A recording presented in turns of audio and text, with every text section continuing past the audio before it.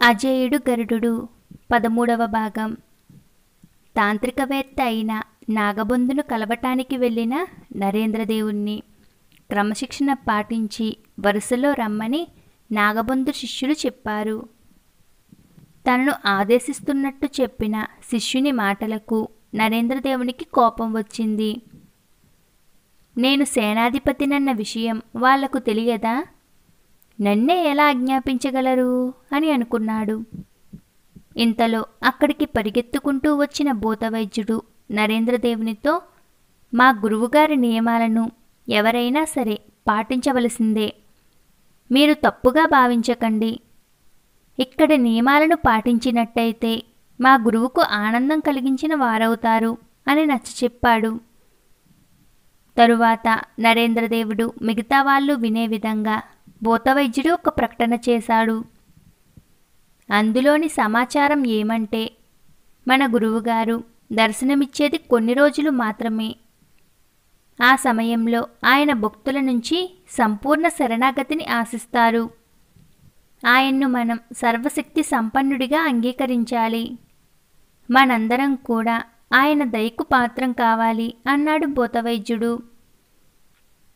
ఇంకా అసంతృప్తిని కనబరుస్తున్న సేనాధిపతి ముఖాన్ని చూసిన భూతవైద్యుడు అతన్ని తృప్తిపరచటానికి నరేంద్రదేవుణ్ణి పొగడసాగాడు. ఇంకా తన ప్రసంగాన్ని కొనసాగిస్తూ, మరొక ముఖ్య విషయం, ఈరోజు చాలా విశిష్టమైనది. 2 మంచి పనులు జరగబోతున్నాయి. అత్యంత శక్తివంతుడైన నాగబంధును కలవటం ఒక విశేషమైతే, సేనాధిపతి నరేంద్రదేవుని రాక మరొక విశేషం. మానవజాతి సంక్షేమం ఆశించి 2 మహాపురుషులు ఈనాడు శుభగడియల్లో కలుసుకోనున్నారు. ఇదొక మహత్తరమైన రోజు అన్నాడు భూతవైద్యుడు. భూతవైద్యుడి మాటలతో సేనాధిపతి ముఖంలో నవ్వు కనిపించింది. దానికి తృప్తిపడిన భూతవైద్యుడు సేనాధిపతితో, ప్రభూ, మీకు ఉజ్వల భవిష్యత్తు ఉంది. మీ ముఖంలో రాజు అయ్యే యోగం ఉన్నట్లు కనపడుతుంది. రాజర్షి నాగబంధు సాయంతో మీరు రాజు కాగలరు, చక్రవర్తి కూడా కాగలరు. మీరు చేయవలసిందల్లా మా గురుదేవుల ఆగమనానికి వేచి ఉండటమే. ఆయన రాక ఒక అద్భుత దృశ్యం. ఆయన సూచనలు మీకు మేలు కలిగిస్తాయి అన్నాడు భూతవైద్యుడు. ఆ మాటలకు తృప్తిపడిన నరేంద్రదేవుడు, మీరు చెప్పినట్లే చేస్తాను. ఆయన సూచనలన్నిటినీ శిరసావహిస్తాను. ఇప్పుడు ఏం చెయ్యాలో చెప్పండి అన్నాడు సేనాధిపతి. మా గురుదేవుల దర్శనం అనంతరం ఏం చెయ్యాలో ఆయనే వివరిస్తారు అన్నాడు భూతవైద్యుడు.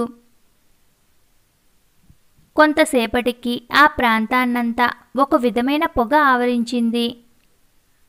ఆలయం కేసి ఒక భయానక ఆకారం రాసాగింది. ఆ భయానక ఆకారమే తాంత్రికవేత్త అయిన నాగబంధు. ఆయన తల మీద 2 మణులు ఉన్నాయి. అవి 2 పాము కళ్ళల్లా మెరుస్తున్నాయి. ఆయన వీపు వెనుక 2 వైపులా పాము చర్మాల్లాంటి వస్త్రాలు వేలాడుతున్నాయి. శరీరానికి కట్టుకున్న వస్త్రం తప్ప ముందువైపు ఎలాంటి ఆచ్ఛాదన లేదు. ఒళ్లంతా రాసుకున్న మూలికల భస్మం ఘాటైన వాసనలు వెదజల్లుతున్నది. ఆయన మెడ చుట్టూ 2 సర్పాలు హారాల్లా చుట్టుకుని ఉన్నాయి. ఆయన చేతిలో పామును చేత ధరించిన వాడిలాగా ఒక మంత్రదండాన్ని పట్టుకుని ఉన్నాడు. నాగబంధు గుహ నుంచి వెలుపలికి రాగానే ఆయన్ను చూడటానికి వచ్చిన భక్తులందరూ ఆయనకు భక్తితో నమస్కారాలు చేస్తున్నారు. నాగబంధు అక్కడున్న వారందరికీ దర్శనమిస్తూ నరేంద్రదేవుణ్ణి దాటుకుని వెళుతున్నప్పుడు నరేంద్రదేవుణ్ణి ఒక్క క్షణం పరిశీలనగా చూసి ఆగి వికటాట్టహాసం చేశాడు.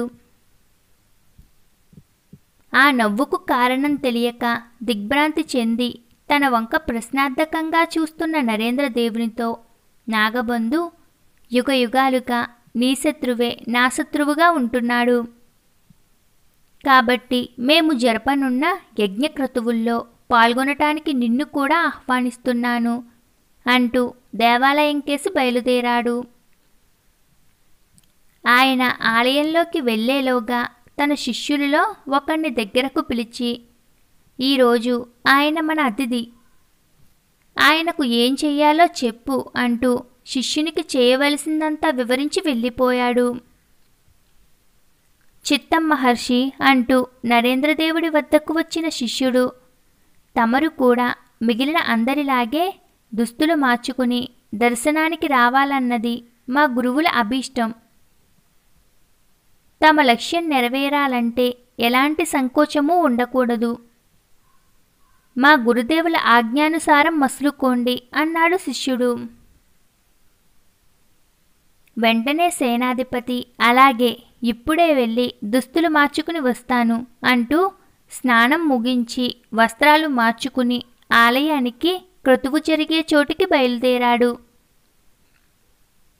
నరేంద్రదేవుడు ఆలయం లోపల అడుగు పెట్టగానే ఏదో మంత్రశక్తికి లోబడిన వాడిలా వచ్చి మౌనంగా నాగబంధు పాదాలకు సాష్టాంగ నమస్కారం చేశాడు. వెంటనే నాగబంధు, మిత్రమా లెమ్ము, ఇక నుంచి నువ్వు నా మిత్రుడివి. నా వెంట వచ్చి పక్కన ఆసీనుడవై క్రతువును భక్తి శ్రద్ధలతో తిలకించు అన్నాడు.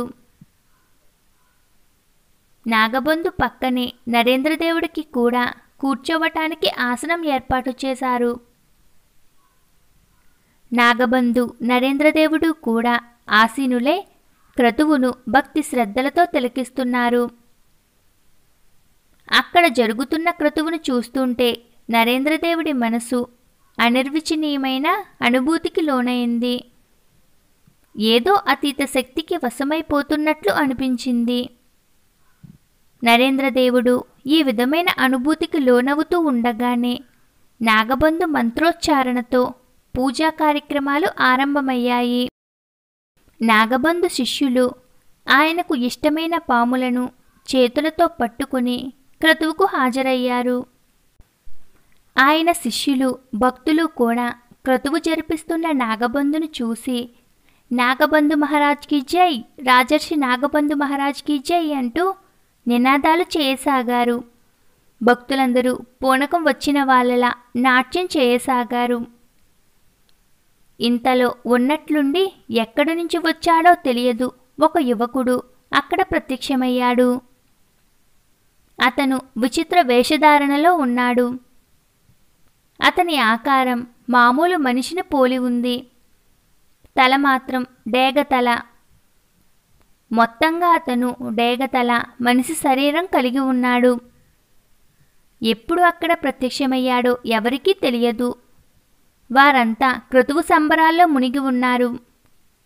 వాళ్లకు తెలియకుండానే ఆ యువకుని చుట్టూ చేరి నాట్యం చేయసాగారు. ఆ తరువాత నాగబంధు శిష్యులు భక్తులు కూడా ఏం చేయనున్నారో అని ఆ యువకుడు ఆతృతగా ఎదురుచూడసాగాడు. ఇంతలో ఉన్నట్లుండి హఠాత్తుగా బాధతో బిక్కరగా అరుస్తూ ఒక్కొక్కరుగా కింద పడసాగారు.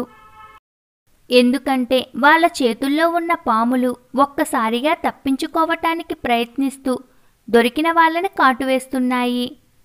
అవి వేసిన కాటుకు అందరూ భయభ్రాంతులతో అరుస్తున్నారు. అయ్యో అయ్యయ్యో పాములు అంటూ జనంలోంచి హాహాకారాలు వెలువడ్డాయి. కొందరు కొండజాతి నాయకులు వచ్చారు. ఏం జరిగింది, లేవండి లేవండి అంటూ పడిపోయిన వారిని లేపే ప్రయత్నం చేస్తున్నారు.